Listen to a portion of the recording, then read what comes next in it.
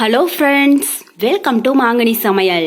இன்னைக்கு நம்ம மாங்கனி சமையல்ல ரொம்பவே டேஸ்டியான எக் ஃப்ரைட் ரைஸ் எப்படி பண்றதுன்னு பார்க்கலாம்.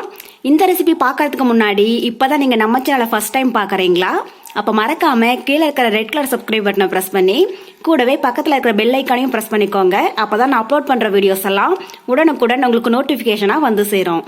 சரி வாங்க இப்ப வீடியோக்குள்ள போகலாம். எக் ஃப்ரைட் ரைஸ் பண்ணுறதுக்கு ஃபஸ்ட்டு நம்ம சாதம் ரெடி பண்ணிக்கலாங்க. அதுக்கு ஒரு கப் பாஸ்மதி அரிசியை ஒரு 20 நிமிஷம் நல்லா ஊற வச்சுட்டு எடுத்து வச்சிருக்கேங்க. அரிசியை 20 நிமிஷம் அளவுக்கு ஊற வச்சுடுங்க. அப்பதான் சாதம் நல்லா நீல நீளமாகவும் உதிரியாகவும் இருக்கும். பாருங்க, தண்ணி நல்லா கொதிச்சிட்டு இருக்கு. இப்போ நம்ம ஊற வச்சிருக்கிற பாஸ்மதி அரிசியை தண்ணியெல்லாம் வடிச்சிட்டு உள்ள சேர்த்துடலாம். தண்ணி இந்த அளவுக்கு நல்லா கொதிச்சதுக்கு அப்புறமா அரிசி சேர்த்துக்கோங்க.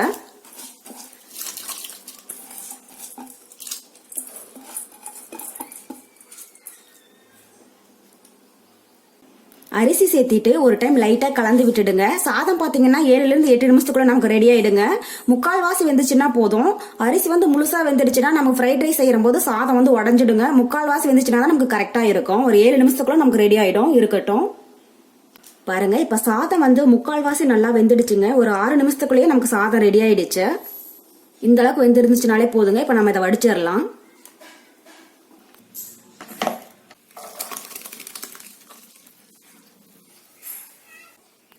பாருங்க, சாதம் நல்லா வடிஞ்சதுக்கு அப்புறமா ஒரு பிளேட்ல போட்டு ஆற வச்சிடுங்க. ஆறுனதுக்கு அப்புறம் நம்ம ஃப்ரைட் ரைஸ் ரெடி பண்ணிக்கலாம். இப்ப ஆற வைக்கிற போது இதுக்கு மேல ஒரு ஸ்பூன் அளவுக்கு எண்ணெய் சேர்த்துக்கோங்க. அப்பதான் சாதம் நல்லா உதிரியா இருக்கும்.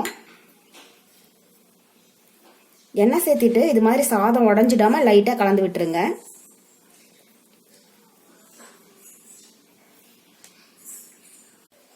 அடுத்தது ஒரு கடாயில 2 டேபிள் ஸ்பூன் அளவுக்கு எண்ணெய் சேர்த்துக்கோங்க. எண்ணெய் சூடானதும் இது கூட 3 முட்டை உடைச்சி எடுத்து வச்சிருக்கேன். அதை உள்ள சேர்த்துடலாம்.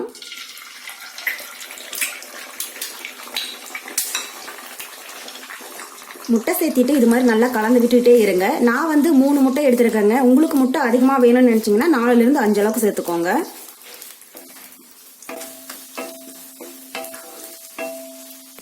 பாருங்க, இப்ப முட்டை ஓரளவுக்கு வறுபட்டுருச்சு. இது கூட ஒரு பெரிய வெங்காயம் நல்லா மெலிசா நீள நீளமா கட் பண்ணி எடுத்து வச்சிருக்கேன். அதை உள்ள சேர்த்துடலாம். கூடவே ஒரு கைப்பிடி அளவுக்கு முட்டைக்கோஸ் கட் பண்ணி எடுத்து வச்சிருக்கேன். அதையும் உள்ள சேர்த்துக்கலாம். முட்டைக்கோஸ் இது மாதிரி நீல நீளமா மெலிசா கட் பண்ணி சேர்த்துக்கோங்க. டேஸ்ட் ரொம்பவே நல்லா இருக்கும். இது கூட ஒரு கேரட் நல்லா மெலிசா கட் பண்ணி எடுத்து வச்சிருக்கேன். அதையும் கூட சேர்த்துக்கலாம். கேரட் நீங்க விருப்பப்பட்டா சேர்த்துக்கோங்க, இல்லைன்னா தேவையில்லை. சேர்த்திட்டு ஸ்டவ் ஹைலியே வச்சு ஒரு 2 நிமிஷத்துக்கு இதை நல்லா வறுத்துக்கோங்க. காய் ரொம்ப வெந்துடக்கூடாதுங்க. பாதி அளவுக்கு வெந்துச்சுன்னா போதும். ஹைல வச்சு வறுத்தீங்கன்னா தான் காய் நல்லா வறுபடும். டேஸ்ட்டும் நமக்கு ரொம்பவே நல்லா இருக்கும்.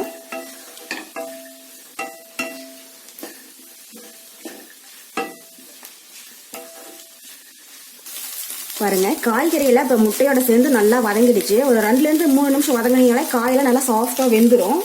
காய்கறி எல்லாம் இந்த அளவுக்கு நல்லா வதங்கினதுக்கு அப்புறமா இது கூட இப்ப நம்ம வடிச்சு எடுத்து வச்சுக்கிற சாதத்தை உள்ள சேர்த்துடலாம்.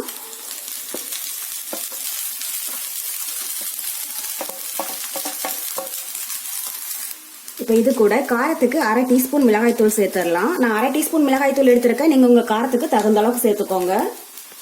இது கூட 1/4 டீஸ்பூன் கரம் மசாலா சேர்த்துடலாம். இந்த கரம் மசாலா நான் ஃப்ரெஷ்ஷா வீட்டில் அரைச்சது தாங்க. இதோட ரெசிபி லிங்க் நான் கீழே டிஸ்கிரிப்ஷன் பாக்ஸ்ல கொடுத்துருக்கேன். நீங்க எப்படி செய்யறதுன்னு பார்த்துக்கோங்க. கூடவே 1/2 டீஸ்பூன் மிளகுத்தூள், அப்புறம் சாதத்துக்கு தேவையான அளவு உப்பு, இதெல்லாம் சேர்த்திட்டு ஸ்டவ் ஹைல வச்சு சாதம் உடஞ்சிடாம பொறுமையா இது மாதிரி நல்லா கலந்து விட்டுக்கோங்க. ஸ்டவ் ஹைலியே வச்சு நல்லா இது மாதிரி வறுத்துக்கோங்க. அப்பதான் சாதம் நமக்கு ரொம்பவே டேஸ்டியா இருக்கும். ரோட்டு கடைகள் எல்லாம் பாத்தீங்கன்னா இது கூட கொஞ்சம் அஜினமோட்டோ சேர்த்துவாங்க. நாம வீட்டுல செய்யறதுனால அதெல்லாம் எதுவும் சேர்க்க வேண்டாங்க. நம்ம இந்த மெத்தட்ல செய்யற போது டேஸ்ட் ரொம்பவே சூப்பரா இருக்கும். பாருங்க, ஒரு டைம் லைட்டா கலந்ததுக்கு அப்புறமா இது கூட 1 டேபிள் ஸ்பூன் சோயா சாஸ் சேர்த்துக்கலாம். சோயா சாஸ் இருந்தா சேர்த்துக்கோங்க, இல்லைன்னா தேவையில்லைங்க. சோயா சாஸ் சேர்த்தாமலே கூட எக் ஃப்ரைட் ரைஸ் ரொம்பவே டேஸ்டியா இருக்கும். சோயா சாஸ் சேர்த்துட்டு ஒரு டைம் லைட்டா கலந்து விட்டுடுங்க.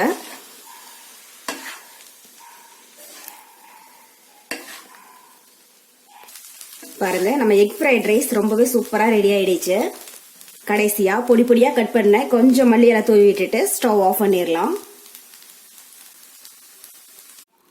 நம்ம எக் ஃப்ரைட் ரைஸ் ரொம்ப ரொம்ப சூப்பராக ரெடி ஆயிடுச்சு. கண்டிப்பாக இதே மெத்தடில் நீங்கள் வீட்டில் ட்ரை பண்ணி பார்த்துட்டு எப்படி இருக்குன்னு கமெண்ட் பாக்ஸில் சொல்லுங்கள்.